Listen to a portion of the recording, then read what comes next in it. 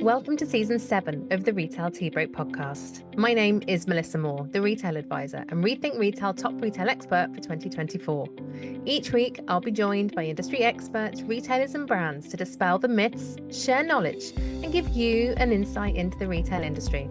Listen back to previous episodes on your favourite podcast platform or, of course, on YouTube. And while you're there, please do subscribe to the podcast so that you get to listen first every single week. So in the meantime, grab that cup of tea, sit back and listen in to Season 7 of the Retail Tea Break podcast.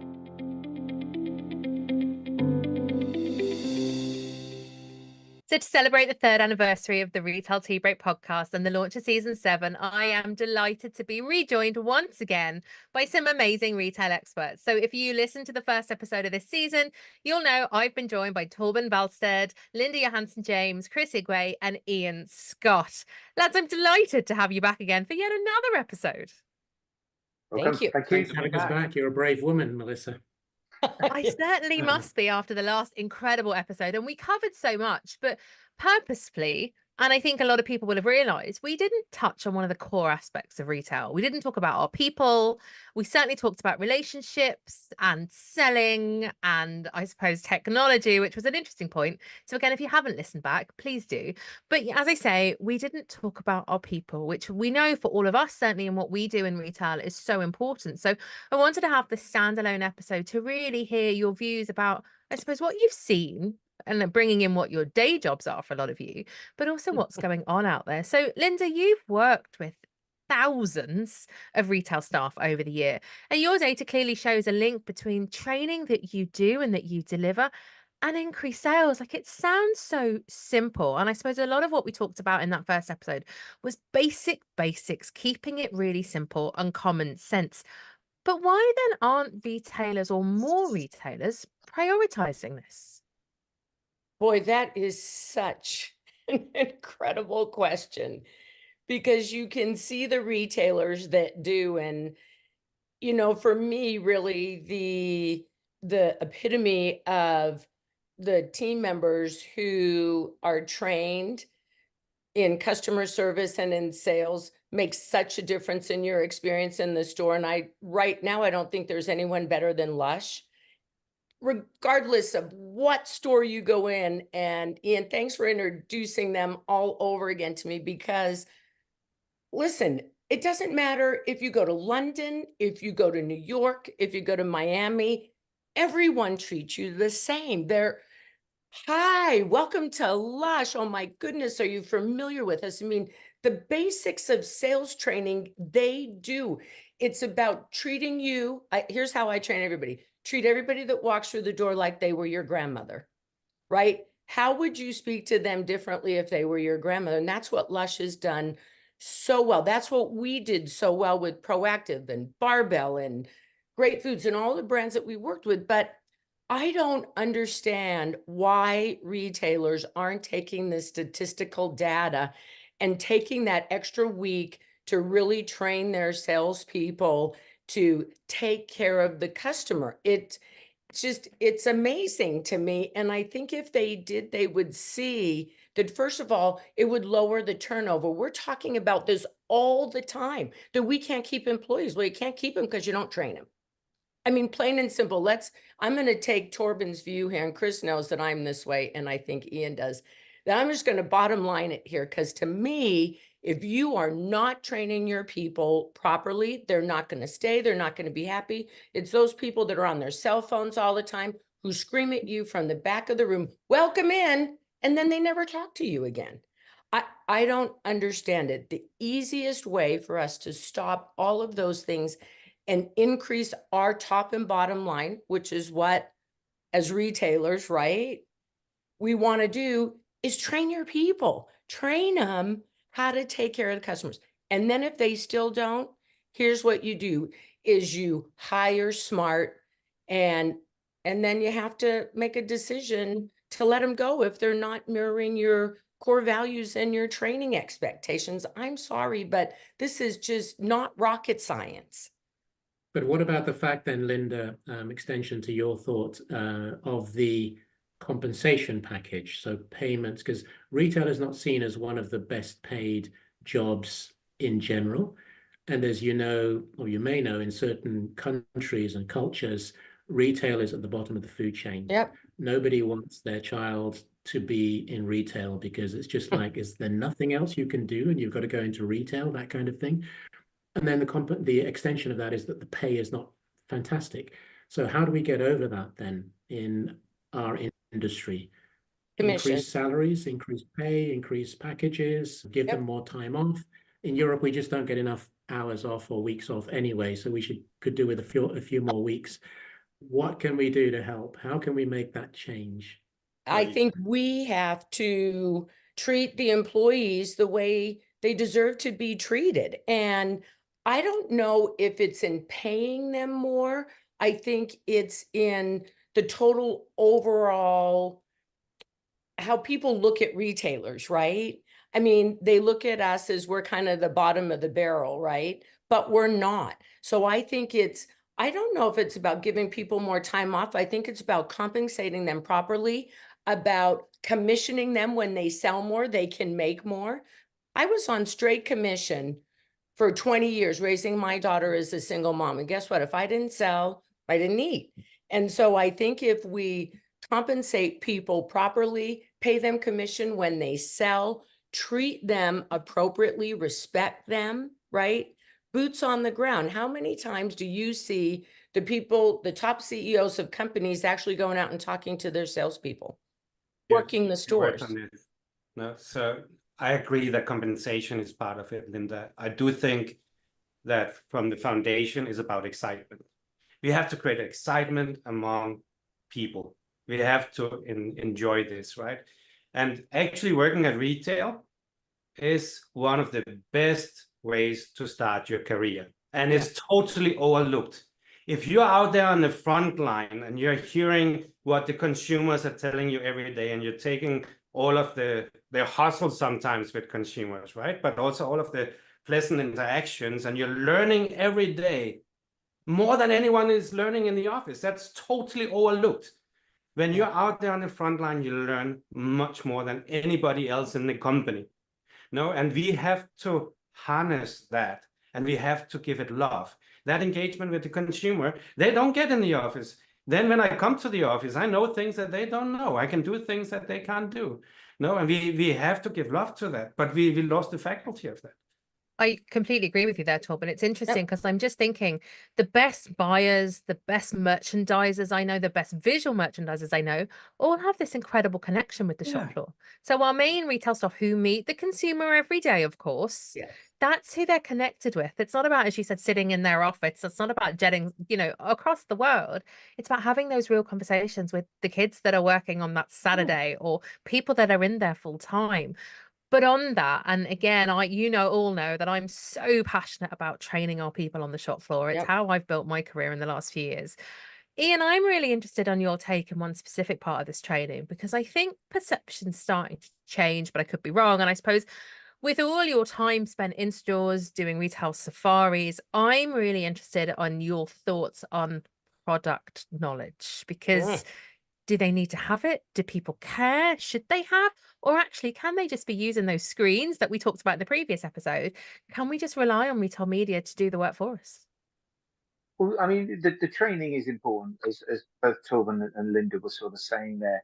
Now, the challenge you have these days is you could be a member of staff in a store with 500 SKUs, 1,000 SKUs, okay? And you're supposed to be an expert in all of them. You can't be, you're a generalist.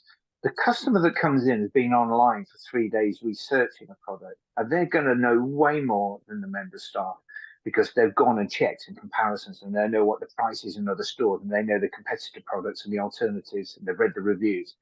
It's impossible for a member of staff to do that. So the challenge is, how do you arm staff to deal with that sort of challenge? And it does come back to training. I mean, you can have product training. I mean, I, like many people, had a retail job when I was at school studying, had a Saturday job, as we call it in the UK. And I was in an electrical store, so it was hi-fi, audio, video cassettes. My claim to fame is I sold the first CD player in my town. That's showing how old I am. But what I loved was there was one company that would come in and talk about the products, and they invited us to their factory, showed us around. There were loudspeakers, audio loudspeakers. and sat in their listening room, listening to the different products. I went back in and we had this amazing array of speakers, and they were all wired up to this push button console. And you could put a CD on, and then you could press different buttons and play it through different speakers. Now, it was no surprise that I would put the Mission speakers on. This brand was called Mission, because I knew them and I could talk about them 10 times more detail than all of the other brands. So I would favor them. I bought them myself. I've been bought into that knowledge. And I think a lot of brands could do, particularly when it's a wholesale environment, brands who go in and talk to the store staff or take them out and train them, you get an exponential return. So you as a brand, you can invest in that. And coming back to what Linda was saying, because she knows how I feel about Lush as well, I believe they have the best staff as well. You go to any store anyway. But what I love is when you talk to them, they recruit on personality and they train product knowledge. So if you worked at the Body Shop, that doesn't mean you're right for Lush. If your personality and attitude isn't right, you're not the connection. You know, you can train product knowledge, you cannot train personality. And they have that ability. And also, each store manager has the ability to choose how many staff they have in their store. So if they want to up the staff count by 20%, they can. They obviously have to justify it. But what I love is their feet on the ground in the store making those decisions. I saw a wonderful post on LinkedIn the other day going, if you want to employ a business leader, employ a retail manager. They run a whole ecosystem. You know, the Lush store on Oxford Street, I think there's 200 employees that operate in that store. There's stock inventory ordering, HR, direct sales, marketing, engagement, training, you logistics. You're running a whole ecosystem. And so getting that knowledge and communicating it back is incredible. And one other thing I did want to pick up on as well is one thing that really frustrates me when it comes to staff training, particularly in grocery. In the UK, every grocer is running scared of Aldi. Aldi are value and they're doing it cheap. So everyone is trying to cut costs. And the biggest and quickest and easiest overhead is staff. They are an annoying overhead to most supermarkets. And I know people that work in grocery, and all the joy and fun has been stripped out of this job. The staff canteens gone, the staff vending machines gone, the in-house HR have disappeared from the stores. Their requirements and demands are increasing while there's a reducing overhead. It's taking the fun, and there's no surprise that people are then rushing to leave retail. Like everyone has said, it's not perceived as a desirable job anyway. And you take all of the fringe benefits out, don't train people, expect them to work harder. Lo and behold, they do not care. And as a result, the experience is bad. You know, there's that wonderful cliche story I see appearing lots and lots, you know, a CFO and a CEO talking about staff training budget. And the CFO goes, what if we train them and they leave?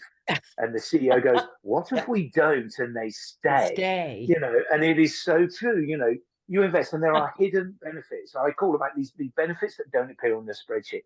The cost of the staff, the training and the recruitment and everything is a known cost. What they don't know is the cost of them not being trained so they do a shitty job. And the other thing is if you train them well, they stay longer, your recruitment and training costs reduce. But they don't see the correlation between investing in training and the benefit of reduced costs in other areas. This is another example of not understanding the bigger picture of what's going on. Sorry, I've veered way off your question. I hope the thing is, I passionately agree with you on this, Ian. I really do. From like yourself, so many people I know that I suppose I grew up in my career in retail. You know, once I'd finished university, like a lot of people, I stayed. I didn't go away. I stayed, and I've had, like all of us here, this phenomenal career in the industry. But it has been stripped of joy with an awful lot of brands at the moment. However, on that, they've stripped their people of their joy. And as you said, all the little aspects they used to give them, including the big training pot of money. But yet, on the other hand, they're obviously pushing big bucks behind other aspects. And Torben, this really intrigues me because why are we driving footfall to stores that aren't staffed well enough? And the impact is then that shelves are half empty, they're dirty, no one has any freaking product knowledge or general nicety knowledge, as Linda would talk about. Torben, where are we going? So we're driving all our customers into store or online, but actually we're not fulfilling orders and we're not serving them properly. Surely from a brand perspective, we're doing serious damage right now. Yeah, I would be tempted to say beats me, but I'll continue a little bit where Ian left off. No, I think it all starts from the top. I've been saying recently that, you know, we have this CEO title, right? this chief executive officer. What the hell? What are we trying to do, right? The chief executive officer is like saying, I'm the boss 3 times, right? I'm the chief, I'm the executive, I'm the officer, right? What it should mean is I'm the consumer experience officer. I have to take care of all of the consumers that we are in contact with through our business and we want to build bonds with. That's my responsibility. That's where it starts, no? And in my opinion, people buy people first. I have this illustration behind me to show some of the evolution of technology throughout time, right? And the thing is with technology, it's doing a lot of great things and we become zappers. We can watch all the Netflix movies and like this. When I was young, I had to look in the newspaper in the morning to decide what I'm gonna watch in the evening, right? But it's also making us feel remote. And people buy people first. Yep. And we should never forget that. During COVID, we started thinking that digital is going to take over. And then we started to down prioritize the physical store. For me, it all comes together in the shopperverse. We talked about that in the previous episode. And when we are starting to cut costs, like Ian was talking about in the physical stores, they are the face to the consumer. And we are losing face. And we are not only losing sales in the stores, we are losing them online as well. And we are losing in total in the shopperverse, and we are putting pressure on the whole thing. My old mom, I loved my mom, and not to make it mushy or personal, she's 82 now. She was working in clothing stores until she was 75. No, she was working in a clothing store where there were 5 ladies working, and she represented 50% of the sales. Wow. And you would have shoppers coming back to the store saying, "Is Lillian here today?" And if the answer was no, they would walk away. And why? Because she was like an advisor for them, right? So she said to me, told me it's very simple. You know, I had a lady, she was looking in the mirror. It was obvious that was not the best dress for her, no? And she could see that, I could see that. A lot of staffers would be trying to push just selling that dress. But my mom would be like, you know what? This is not the best on you. I have something that will look much better on you, that fits your style much better. And they loved that, the candor, the honesty, the integrity, the people buy people first, right? And we started to use technology words for what people is all about. We started talking about personalization. I hate the word in a certain way, right? What the hell is personalization? It's getting close to personal. No, retail is personal. It's not personalization, no? So if you want to introduce personalization in retail, use it to enhance the experience through people. Give them the technology so they know us better, can answer better, can answer faster. Don't have to wait 10 minutes for them to see if the product is in back of house and so on, right? But it's a people business. And we should not forget that. And it starts with the CEO, the consumer experience officer, and it goes across to the full experience that we have in the store. And we need to also make staff in the store feel loved with their job. They don't love it today. They just don't. 99% of people, except the lush ones that I meet in retail stores, they just don't love their job. And you see it like this, no? The first question you get in a retail store today is, "Can I help you?" Right? So all the training that we are pumping millions into, and they're still asking, "Can I help you?" And what is the answer? "No, thanks, I'm just looking." We're getting it square wrong. But it also means there's a huge potential. You know, there's so many great people in retail, and we can help develop them. We can help make them even greater at selling, that they give them experience they can use in any job later on in their careers. But we don't focus on that. We just say, okay, we cannot pay them so big salaries, so we can't really motivate them. Hell, we can. This is a great place to learn. It's the best school, no? Better than going to Harvard, trust me. Listen, I know Chris wants to say something, but I mean, that is just so true. I just read an article, I'm not going to say who, 2 days ago, where the company's going out of business, but they wanted to pay the CEO millions of dollars in a bonus. It was a retailer. And I'm like, take that millions of dollars and give it to the people who make the cash register ring. Those aren't the people that sit in the office. Those aren't the people that have the big C-suite jobs. Those are the boots on the ground people that represent us. When my husband and I had AKM, every single of our corporate employees had to go work one of our retail stores for 2 weeks. They had to ring up customers. And then when they said, oh, those people are doing this, we're like, wait a minute, those people pay your paychecks. Those are the ones that the consumers see first, that the customer interacts with. I did a post the other day, and a gentleman that worked for me for 10 years posted on there, and he said, Linda, the reason we worked there is because we felt that we were taken care of, that the company cared about us. And that's what our retail employees want to feel. They want to feel like they're not the bottom rung on the food chain. I may not say it as eloquent as Torben, but they are who should be compensated first. The people who make the cash register ring. I just want to add something on the Lush piece, which totally agree with everything said, which kind of blew my mind. And for those who don't know it, when I was in the Liverpool store, talking to the store manager, and one thing I found very intriguing and very powerful was that he explained that the recruitment process, in fact, is not just a solo decision on his part, but the rest of the team, the entire, so when somebody goes in, it's not about the CV, they go in for a day, potential individual being recruited, but they had to touch various different parts of the store, and it's the staff in the store, each of whom had interacted with that individual potential recruit, that had the opportunity to give their point of view on whether to hire or not that individual, which I'd never heard of anywhere else in my entire retail career. And I thought that was incredibly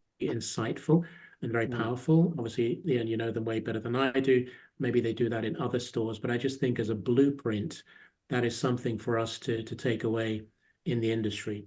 Didn't want to talk about that specifically. We've obviously focused a lot on the retailers, the tenants, the brands, but as Melissa, you know, and the rest of you as well, I've had a career in different parts of the industry. So working with brokers, the trade association, very closely with landlords, although I've not actually been hired into a landlord organization, asset managers, etc. And I think one of the things that comes across for me, which is fundamental, is the fact that we, as Torben says, it's top down. So it's got to come from the CEO, C-suite level, and all the way down.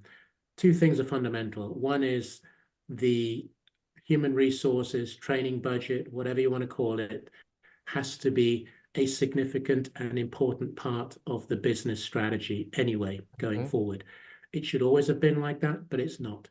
So that budget has to be appropriately solidified, created, developed, and founded on a strategy that is going to allow individuals to grow in the business. That's the second point for me. We're not doing enough and have lost sight of a career path across businesses anyway. You come into a company, you don't know if or where you're going to end up, even geographically as well. You can move across France or the UK or Netherlands or whatever, because your contract actually says you can. The company can move you within reason, but generally speaking, that's the case. If that is the case, then give us a path to where that future may lie. So for me, career path is the other piece. And the third piece I think that underpins that is that those of us who are seniors, executives, whatever you want to call us, who have a responsibility, is to then take the review process seriously. I do not know that many people who actually allow and put time aside for the annual review with their staff to really get to understand what has gone on in the previous 12 months. How did they achieve their goals or didn't they?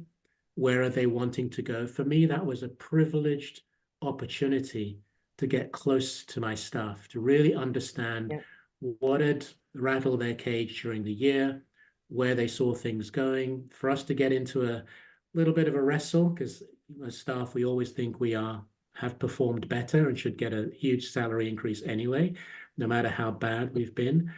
But having that opportunity to get close to our staff allows us to then help and support them in their journey.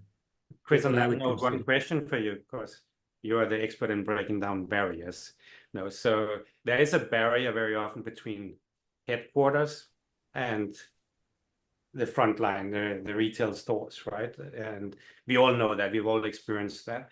In your opinion, when you're talking about career path and reviews and so on, how are we going to break down the barriers between the front line, the whole retail setup, and the headquarters, and appreciate also career paths for people from stores going into headquarters if that's what they want in the future? Yeah, it's a really good point, Torben. And I think one of the ways, it's not the only way, and you'd have seen this in your Nike and Carlsberg and other businesses, is where the staff can meet corporate. So the way you actually hang out together. Sometimes it's a big event, annual get together and a shindig and have fun. But there are also smaller meeting opportunities that can be created between the store personnel and the corporate, for want of a better description. It's a step-by-step process. It shouldn't happen brutally, and it shouldn't happen once a year. So for me, that is one of the ways in which it can and should be done. But then the other way equally is where there is a communication, and you're big on this as well, Torben, is how the communication ends up between the store and corporate. My idea might be the totally crazy one, but I've got an idea as to how to improve operations in a store. How can I bring that forward? Do I have to go through X number of channels to get to who I need to speak to, or can I go through another path?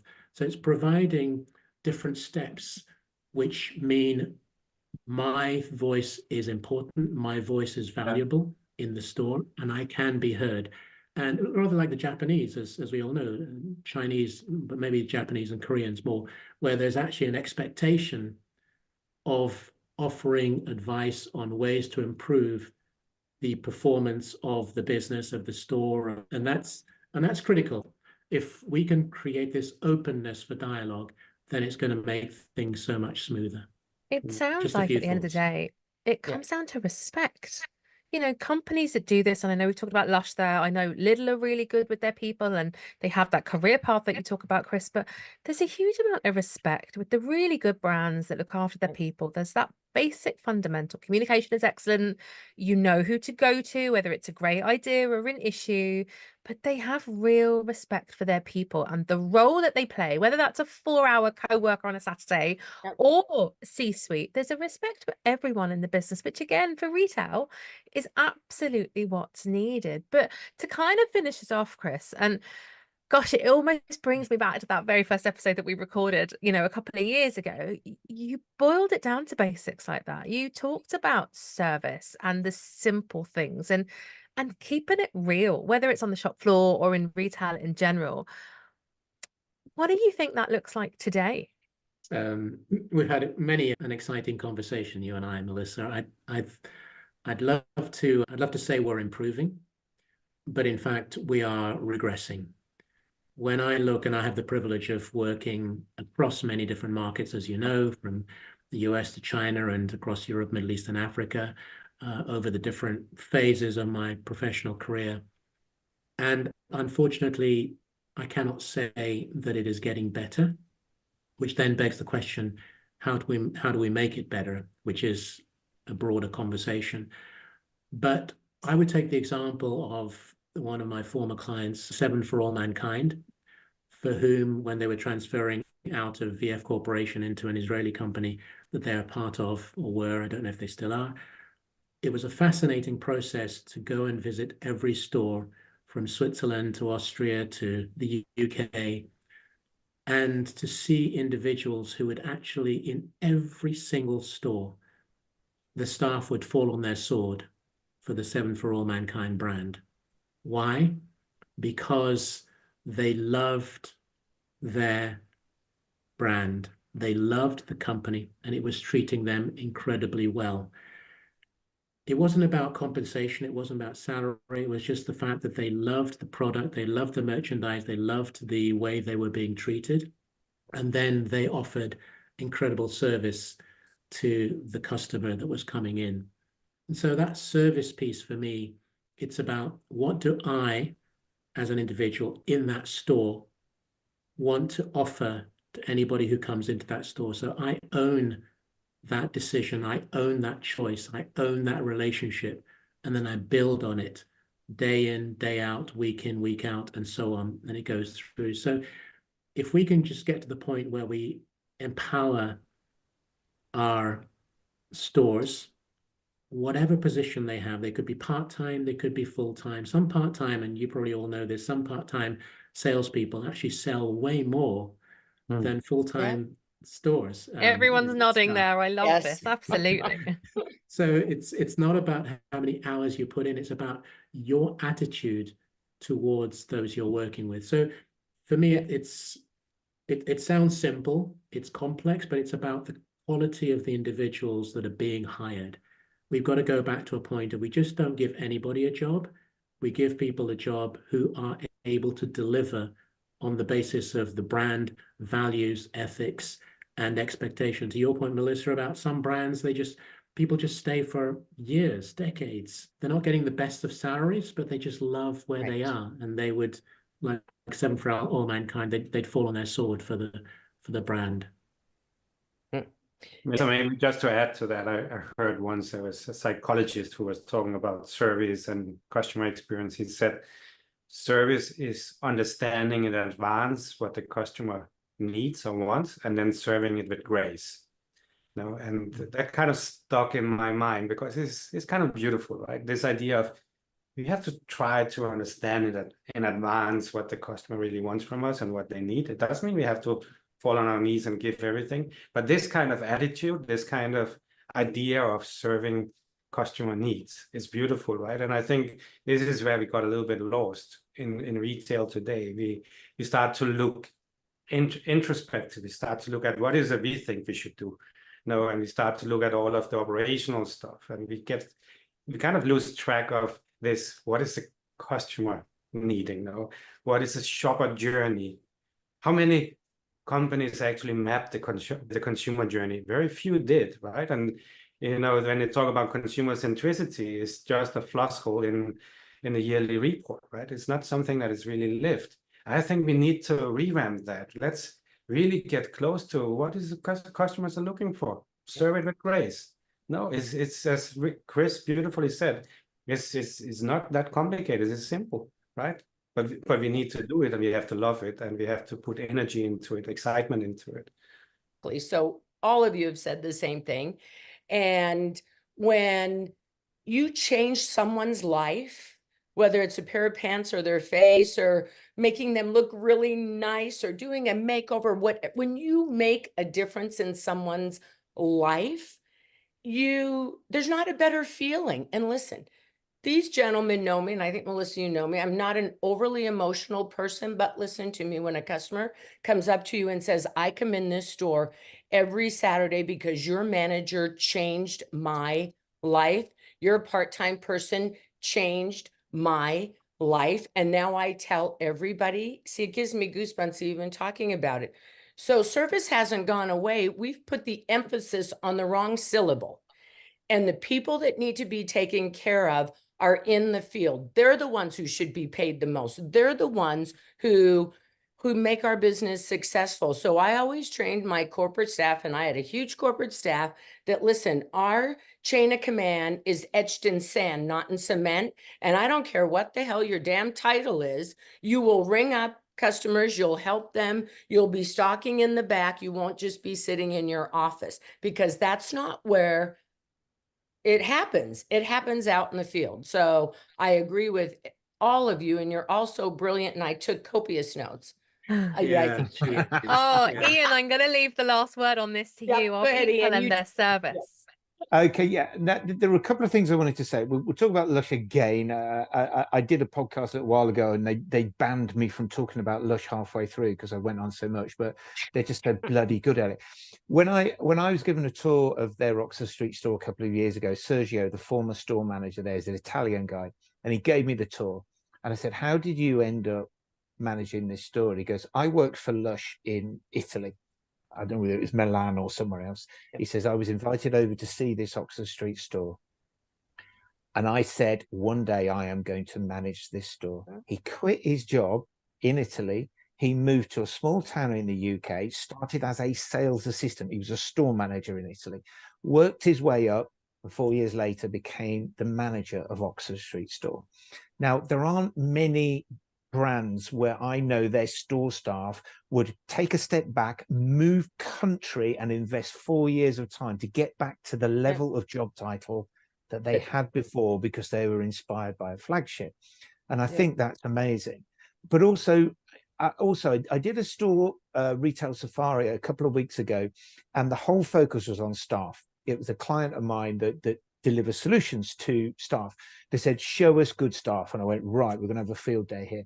We only visited 3 stores. Lush, obviously, where Sarah, the store manager, gave an amazing tour. Then also the store manager of the Boss Street, Regent Street store gave an amazing tour about, and it was interesting because their perspective was premium rather than high street every day. And then I went to the Gymshark. Now, anyone that knows me know I was very critical of the Gymshark store when it opened 2 years ago. There were a lot of deep flaws in the design. But every time I have visited that store, they go, oh, right, the window's better. Oh, that's better, that's better, that's better. And Hannah Mercer is the general manager at Gymshark. I messaged her and said, look, I'm doing a store tour. Your staff are really cool. She arranged. And when we turned up, there were 5 members of staff on hand. We went into a specific room and they were invited in and they were given a tour and a free smoothie. And there were different people, each talking about every aspect of their department around the store. And people came away going, wow, this is amazing. I have never seen anything like this. And you see that power, you know, and I often say, and I think Torben touched on it, your staff are the living embodiment of your brand. Now, any other business would be horrified at the underinvestment in the people that are the physical touch point with their customers. Retail view them as this thing that needs to be pushed away.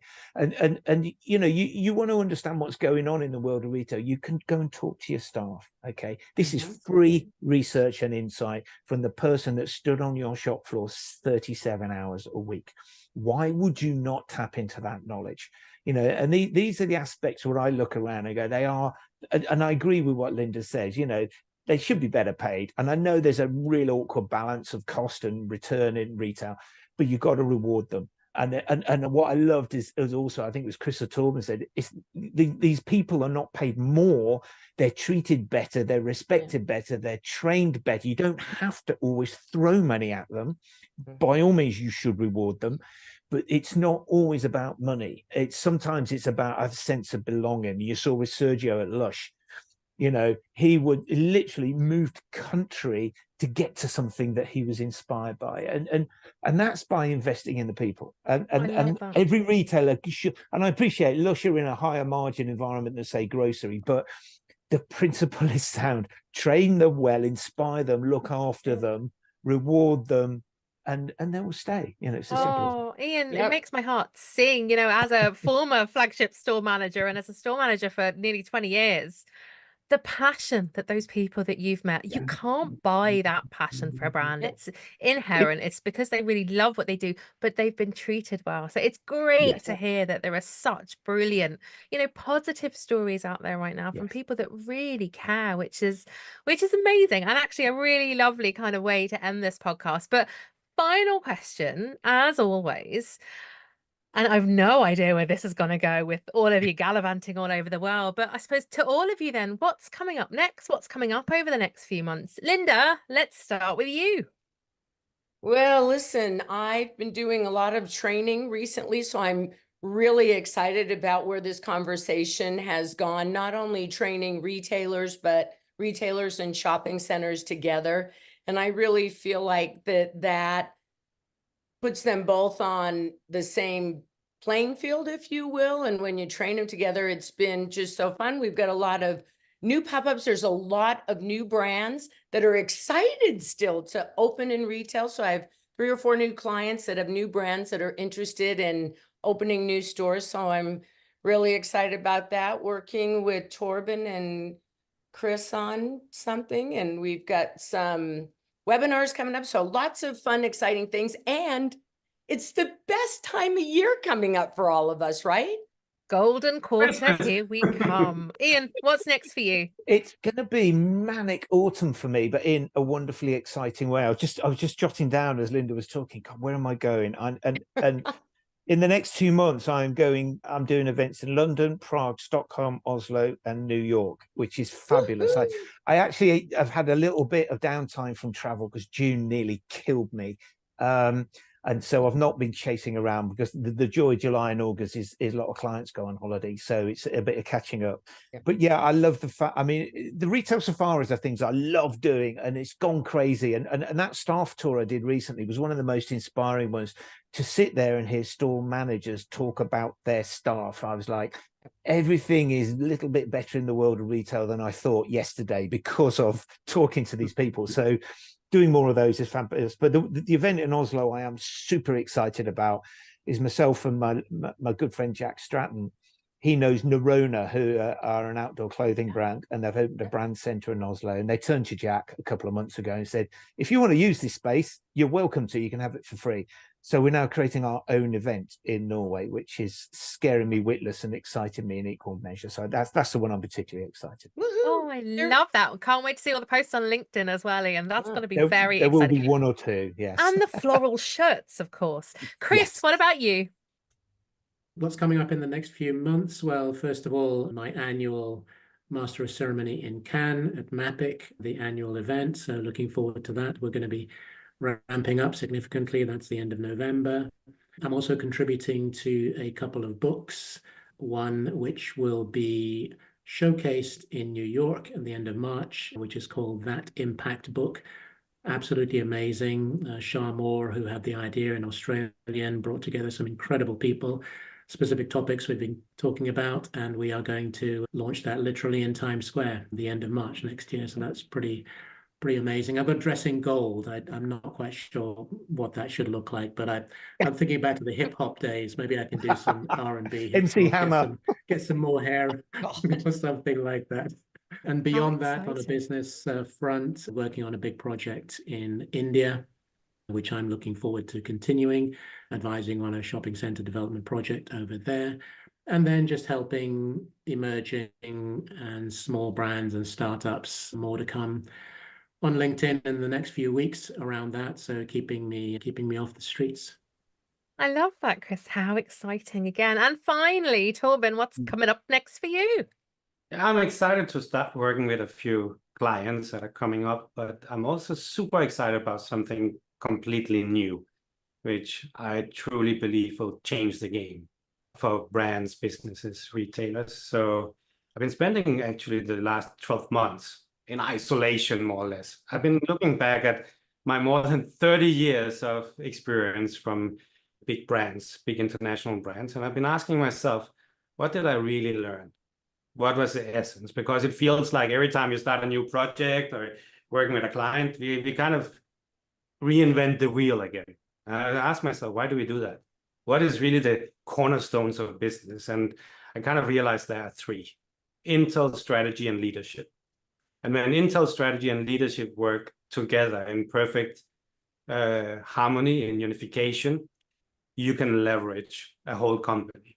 So I've been working together with Chris and Linda on a new approach that will bring all of those 3 together. And for business, it's simply about creating good vibe with the consumers and between team members in the company. And it's all with the purpose of cultivating bonds. And I believe when we do that really well, you don't have to worry so much about whether your bottom line is growing. It will grow as a byproduct, where we need to focus on the right thing. So I'm super excited to work with Linda and Chris to stand up this new concept, which we call Imagineership. I'm really excited that you're coming Yeah. back on this podcast because you've never done a full episode. Yeah. Really excited that you're coming back in a few weeks now I'm to looking tell very us much forward to that. so much more about this, because I think it's a topic that's going to blow people's minds. It's bringing so many concepts together, but again, it's going back to basics. So really, really excited to let everyone hear that episode, Torben, and to really do a deep dive into this area. So That'll be much super more. exciting. Can't wait. Super. Well, look, if you've enjoyed today's podcast episode, please do like and share it. Again, we've covered so much today. If you haven't already, please pop back and listen to episode 1 of season 7, where you'll hear us all ranting a little bit more about retail. Remember, of course, you can listen back to all other Retail Tea Break episodes on your favorite podcast platform or, of course, on YouTube. Connect with myself and all of today's guests if you haven't already on LinkedIn. I'll obviously pop all their contact details and websites and various social media handles in the show notes. They, of course, can be found on theretailadvisor.ie. Well, Linda, Ian, Chris, Torben, so much appreciative of what you've talked about today and your time. Thank you so much for joining me. Always a Thank pleasure. you. Thanks, Melissa. Thanks, everyone. Thank you. Thank you, everyone.